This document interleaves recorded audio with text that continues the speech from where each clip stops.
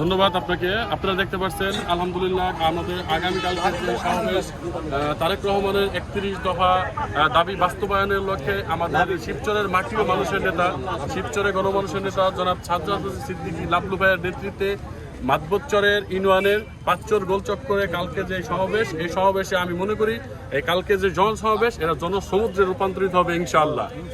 আচ্ছা, আপনার কাছে একটু আসি, আগামীকালকের প্রোগ্রামে সার্বিক প্রস্তুতি কেমন এবং কি ধরনের জনসংগম এখানে হতে পারে? আমাদের সমস্ত রকম প্রস্তুতি মোটামুটি শেষ।